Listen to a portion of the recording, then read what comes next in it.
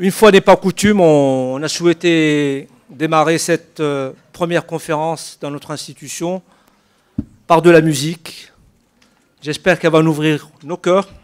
Et donc aujourd'hui, nous recevons Nasser Houari.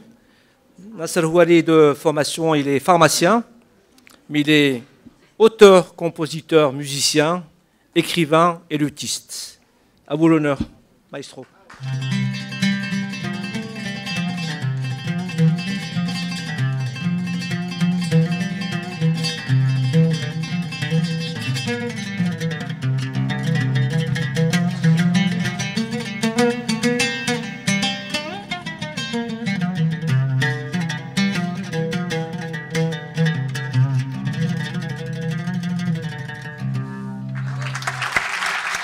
Mesdames, Messieurs, bonsoir. Je voudrais, avant de commencer mon exposé, me présenter. Je suis né au Maroc, à Meknès, ville où l'entente judéo-marocaine était conjuguée au quotidien. On sacrifie l'être et on cultive l'avoir. Nous vivons un siècle où les progrès technologiques évoluent de façon exponentielle. La technologie règne en maître absolu. Les richesses s'accumulent. Or, de plus en plus, nous voyons que notre monde, au lieu d'être un îlot de solidarité, est devenu un enfer. Un monde où règne l'égoïsme et le chacun pour soi. Mesdames, Messieurs, bonsoir. Comme mon prédécesseur, M. Guigui, je suis né aussi à Meknès.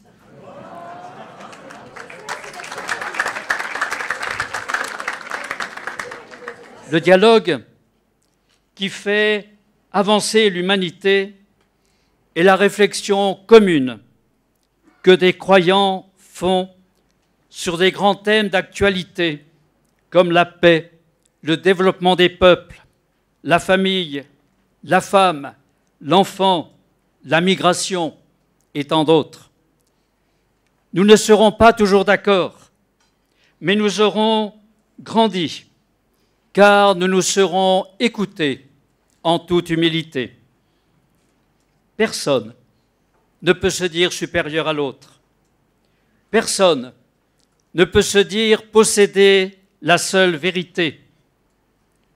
Dans la mesure où nous essayons de ne pas convaincre l'autre, mais seulement de partager honnêtement et dans le respect mutuel nos convictions, alors l'humanité grandit.